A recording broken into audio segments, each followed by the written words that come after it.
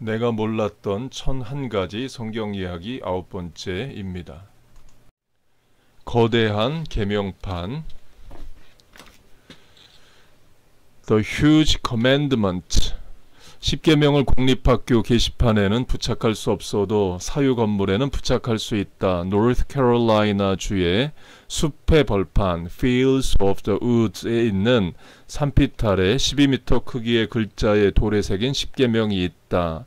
이는 대형 성경 인쇄물의 좋은 표본일 것이다. 이 10계명 가장자리의 길이는 미식 축구장 길이쯤 된다. 그러니까 10계명은 우리 인생의 기준을 두는 겁니다. 나 자신 안에, 내 안의 음성이나 내 생각이나 경험으로 살지 말고 외부로부터 주어지는 기준에 맞춰서 살라는 것이 10계명이죠. 하나님 말씀도 마찬가지입니다. 내 생각대로 내 인생 사는 것이 아니라 하나님이 살라는 대로 사는 것이 신앙이고, 그게 안전이고 평안이고 신앙이고 이제 믿음인 거죠. 그러니까 점점 더 그런 기준을 잃어가는 사회를 살아갑니다. 그러니까 뉴 에이지라는 것도 결국 하나님을 대신하는 거예요. 너 안에 있는 신의 음성을 들으라. 곧 성경이 말하는 외부로부터 주어지는 신의 음성이 아니라 너 안에, 사람 안에 신의 음성이 이미 들어와 있으니까 그 내면의 세계의 음성을 기울이라는 거예요. 그 내면의 세계의 음성에 귀 기울이다가 범죄합니다. 다윗으로 말하면 다윗이 간음하고자 하죠. 그러나 외부로부터 주어지는 10계명은 간음하지 말라 이에요. 외부로부터 주어지는 말씀을 들어야 다윗은 범죄하지 않는 건데, 다윗은 결국 내부로부터 주어지는 간음하고자 하는 마음에 따라서 범죄하게 됩니다. 저와 여러분 신앙이 그거예요. 성경 말씀을 읽으면서 내 생각이 아니라 하나님 말씀대로 사는 것이 우리의 신앙입니다. 표준 개역 성경 The Revised Standard Version. 이 대중적인 표준 개역 성경은 1952년에 출간되었는데 전국교회연합회 후원을 받았다. 이전의 많은 영어 역본과 마찬가지로 이것 또한 킹 제임스 역본의 수정판이었다. 이 책은 킹 제임스 역을 고수하는 나이든 독자들의 많은 저항을 받았다. 남녀 평등어를 사용하는 수정판인 새 표준 개역 성경 The New Revised Standard Version은 1989년에 출판되었다. 그 16세기 영국식 영어 번역인 킹 제임스 버전이 500년의 시간 차이가 있고 지금 미국에서 쓰는 단어하고 맞지가 않기 때문에 계속 새로운 성경을 번역을 합니다. 그래서 Revised 개역 성경을 냈는데 그것도 1950년 되면은 70년 전이니까 새로 또 성경을 번역을 하는 거죠. 이건 한글도 마찬가지입니다. 한글도 구역 성경, 그러니까 개역 성경이 나와서 그 이전 것이 구역 성경이 되고 그 개역 성경도 오래돼서 개역 개정이 되어 있습니다. 예를 들면 개역 성경에 내가 개대강이냐 이런 말이 나옵니다. 개대강, 표준어도 아니고 사전에도 없고 사람들 몰라요. 그러니까 내가 개 머리냐, 나를 개로 취급하느냐 이런 건데 이런 거는 이제 바꿔야 되죠. 킹 제임스 버전도 마찬가지입니다. Strange woman 하면 지금 strange는 이상하다라는 뜻입니다. 그런데 킹 제임스 번역 당시에 strange에는 음란하다 이런 뜻이 있었어요. 그래서 성경에 간음하는 여자 음녀를 킹 제임스 버전은 strange woman으로 번역을 했습니다. 그러니까 지금 그렇게 해놓으면은 이해를 잘 못하죠. 또 그 16세기 영어로 gay, gay는 즐겁다, 기쁘다 이런 뜻입니다. 사전적 정의도 gay, I'm gay, 그럼 나는 I'm happy, 나는 좋다 이런 뜻이에요. 근데 지금은 gay가 그런 의미로 안 쓰이죠. 그래서 그런 단어들은 이제 바꿔야 됩니다. Madeleine Murray O'Hair 1963년 미국 연방 대법원은 공립학교에서 의무적으로 성경 읽기를 요구하는 법이 헌법에 위배되었다고 판결했다. 이 획기적인 결정의 주요 선동자는 무신론 운동가 Madeleine Murray O'Hair였다. 그의 아들 윌리엄 머레이는 복음주의 기독교인이 되었다.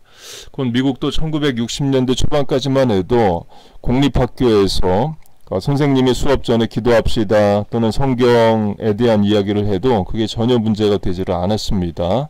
그런데 이제 1963년 이후에는 공립학교에서는 교사가 수업 전에 기도를 하거나 또는 성경을 가르치게 되면 이제 불이익을 당하게 되고 무신론자협회에 고발을 당하게 되고 그러죠.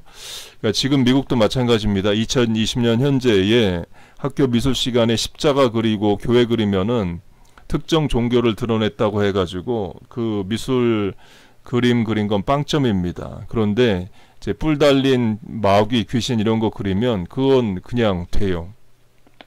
근데 또 하나님의 일이 놀라운 것이 그 무신론 운동가의 아들은 또 복음주의 기독교인이 됩니다. 그래서 하나님이 또 다 구원하실 자는 구원하시죠. The Good News Bible, 현대 영역본 Today's English Version으로도 알려진 Good News Bible은 미국 성경협회 후원으로 만들어진 것으로 읽기 쉽게 번역되었다. 이 책은 다른 번역들에서 사용된 교회 용어에 친숙지 않은 사람들에게 매우 인기가 있었다. 인기가 있었던 이유 중 하나는 스위스의 예술가 애니 발로톤 VALLOTTON의 펜사파들 때문이었다.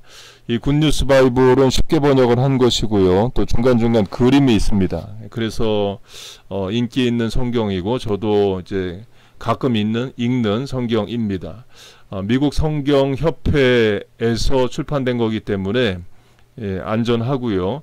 바꿔 말하면 한국이든 미국이든 뭐 다른 나라든 성경협회가 있습니다. 그러니까 성경협회가 인정하고 번역하는 성경은 안전하고 개인도 성경을 번역합니다. 어느 한 대형교회도 성경을 번역하고 한국 같은 경우는 온누리교회가 또 온누리교회 자체로 성경을 번역해서 내기도 하고 그러죠. 그 성경에 여러 종류가 있습니다. 그 중고등부 청소년을 위한 성경도 있고 그렇게 이제 한글이든 영어든 그 여러 성경 번역이 있습니다. The New International Version (NIV) NIV는 미국 복음주의자들의 대표적인 성경이 되고 있다. 1978년에 출간되었는데 복음주의자들이 선호하는 것으로 사랑받았던 킹 제임스 버전을 대체할 수 있었다. 이것은 명료하고 평이하게 번역되었으며 킹 제임스 역에 적절한 번역은 그대로 사용하였다. 그러니까 전 세계에서 가장 많이 읽히는 성경이 NIV입니다. 그런데 이것도 1978년 번역이라서 40년 전 번역이에요. 그래서 지금 현대 영어하고는 조금 맞진 않고요. 미국에서 번역을 했지만 그 International Version, 그 꼭 미국식 영어가 아닌 것으로 이제 노력을 하려고 번역을 한 겁니다. 가장 많이 읽히는 영어 번역입니다. The Name Bank, 이름은행. 그러니까 지난 세월 동안 미국과 영국에서 가장 흔한 이름은 성경의 가장 유명한 남자와 여자의 이름이다. 예를 들면 남자들의 이름으로 존, 제임스, 토머스, 세뮤얼, 벤저민, 조세프, 그리고 데이비드, 스티븐, 폴, 마이클, 매튜, 마크가 있다. 여자 이름들로는 메리, 엘리자베스, 데보라, 세라, 레베카, 루스 등이 있다. 곧 유럽이 기독교 국가가 되고 기독교 문화 영향력을 받으면서 자녀의 이름을 성경의 이름으로 이제 지어줍니다. 그러니까 저도 큰아들 이름이 타마스, 도마이고요. 제 둘째 아들 이름이 제레미, 그러니까 예레미야, 제레마야의 축약형인 이름입니다. 남미 스페인어권에서는 헤수스, 예수란 이름도 지어줘요. 그래서 아들의 이름이 예수라는 이름들도 또 굉장히 많이 있습니다. 언약궤, Ark of the Covenant, 잃어버린 언약궤의 수호자, Raiders of the Lost Ark라는 영화는 현대인이 언약궤를 찾는 모험을 그린 것이다. 영화에 나오는 언약궤는 성경에 묘사된 것과 일치한다. 언약궤는 금으로 입힌 나무 상자인데 두 개의 막대기로 운반된다. 정금으로 된 언약궤의 뚜껑에는 날개를 마주보는 날개 둘 달린 동물의 형상, 그룹, 체루빔이 장식되어 있다. 언약궤는 하나님이 이스라엘 백성 가운데 계심을 상징한다. 이스라엘 백성은 십계명이 하나님 외에 어떤 것도 숭상하는 것을 금했으므로 언약궤 자체를 실질적으로 숭배하지는 않았지만 신성한 것으로 여겼다. 언약궤는 모세가 하나님을 만나기 위해 들어간 커다란 텐트인 성막 안 중앙에 있었다. 언약궤와 관련된 기적들이 많았다. 걸어서 지나갈 수 있도록 요단강이 갈라진 기적, 여리고성이 무너진 기적, 블레셋인들이 언약궤를 빼앗아 그들의 신 다곤, DAGON 곁에 두었을 때 다곤이 언약궤 앞에 엎드러져 있었다. 언약궤로 인해서 블레셋인들이 독점을 얻게 되자 언약궤를 이스라엘에 돌려주었다. 다윗 왕은 예루살렘을 수도로 정한 후 언약궤를 운반해 왔다. 그의 아들 솔로몬이 재위하는 동안 언약궤는 솔로몬이 건립한 성전에 안치되었다. 언약궤 안에는 십계명이 적힌 돌판이 들어 있었다. 그 후 언약궤는 어떻게 되었는가? 영화 잃어버린 언약궤의 수호자가 보여주는 대로 사라지고 말았다. 바벨론인들이 기원전 586년 성전을 파괴할 때 탈취된 것 같다. 성경 밖의 외경에는 선지자 예레미야가 어떤 동굴에 감추었다는 전설도 있다. 그런데 ark는 단어 자체는 단순히 상자 또는 큰 통, 박스라는 뜻이다. 이 언약궤가 하나님의 임재를 상징하고요. 그러나 지금은 언약궤는 없습니다. 예수님 십자가 달리셨던 십자가도 없습니다. 예수님 쓰셨던 가시면류관도 지금 없어요. 꼭 그게 있어야만 되는 게 아니고 만약에 그게 있으면 사람들 심성이 우상처럼 섬기게 되고 또는 그 앞에서 복을 빌거나 질병 치유를 간구하게 됩니다. 근거는 느후수단이라고 불렸던 광야에서 모세가 들었던 놋뱀이 있습니다. 그런데 그 놋뱀을 이스라엘 사람들이 우상처럼 섬기고 그 앞에서 복을 달라고 빌거나 또는 치유를 빌었어요. 그래서 히스기야가 그 놋뱀을 없애버리기도 하죠.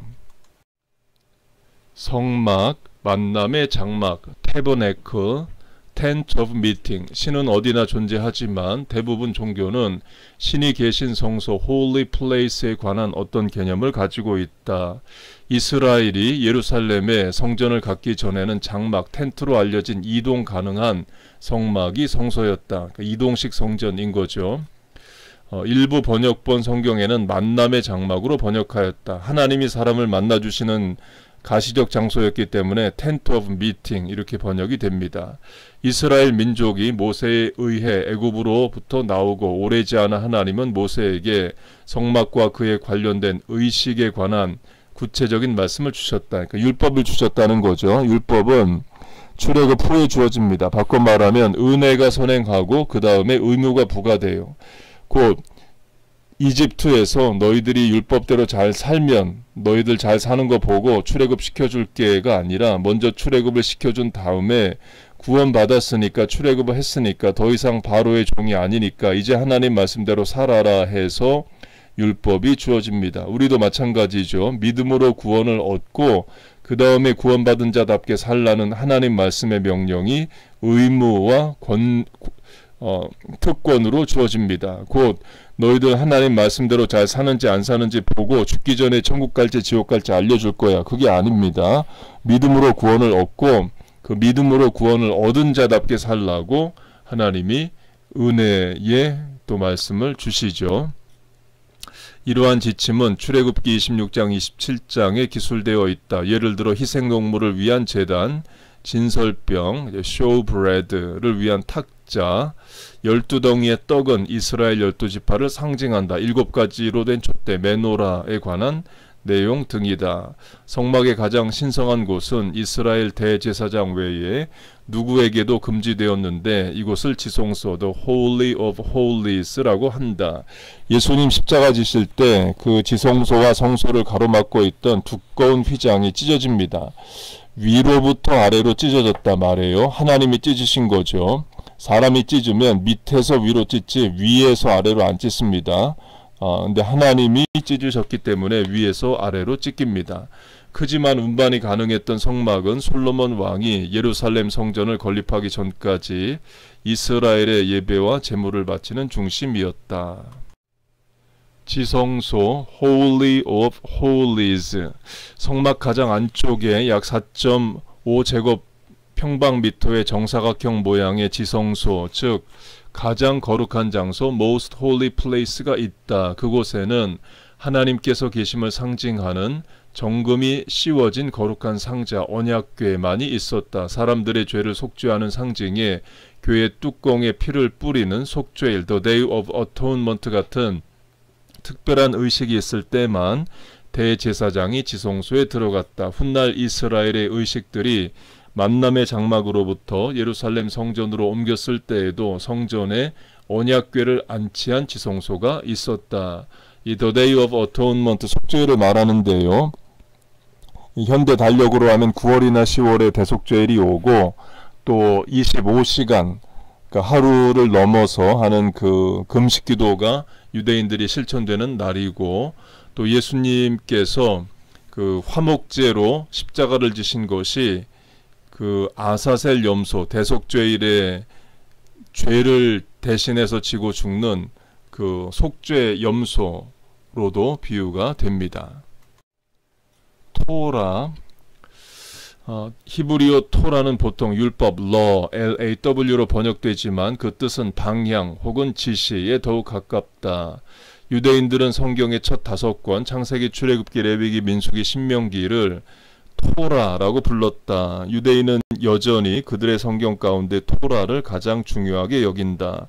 모세가 주인공으로 등장하므로 토라의 5권 모두를 모세오경이라고 한다. 그러니까 주인공은 하나님이시죠. 모세가 기록했다고 해서 모세오경이라고 불립니다. 그리고 지금도 미국과 이스라엘 전 세계의 회당들에서 이 토라를 성경시대 방식 그대로 양가죽을 종이처럼 얇게 펴서 거기에 손으로 쓴 성경을 그 두루마리 성경을 5,000불에서 25,000불까지 하는 것들을 이 회당 보물로 지금도 가지고 있습니다. 신약시대의 유대인들은 사두개파, the Sadducees와 바리새파, the Pharisees로 확연히 구분되었다. 사두개파는 토라 5권만을 신성하게 여겼다. 반면 바리새파는 토라를 신성하게 여겼지만 예언서들과 그 이외의 것들, 시가서들, 시편, 잠언, 욥을 포함한 또한 기꺼이 받아들였다. 그러니까 이 사두개 전통이 있고 바리새 전통이 있다는 거죠. 그래서 사내들인 공의회에도 사두개인과 바리새인들이 있었고요. 사두개인들의 특징은 사도행전이 말하듯이 부활이 없다 했습니다. 복음서가 말하듯이 부활이 없고 천사도 없고 영도 없다. 죽음 이후의 세계가 없다. 지금 생각하면 이단 같은 이야기를 했는데 그게 유대교 안에 큰 두 부리 중 하나였습니다. 바리새인들은 죽음 이후 세계가 있고 천사도 있고 부활도 있고 영도 있다고 했고 사두개인들은 천사도 부활도 죽음 이후 세계도 영도 없다라고 했어요. 죽음 이후의 세계가 없으면 사람들의 관심은 오직 이 땅만 되죠. 이 땅에서 잘 되고 이 땅에서 성공하는 데만 있게 됩니다. 그래서 유대인 중에 사두개파 전통에 있는 사람들은 오직 관심이 땅에서 잘 되는 거죠. 땅에서 돈을 벌고 부동산 사고 이 땅에서 복을 받고 에만 초점이 있습니다. 그런데 예수님 오셔서 하늘의 보화를 쌓아두라 그렇게 말씀을 하셔요. 그게 그 사람 귀에 들어올 리가 없죠.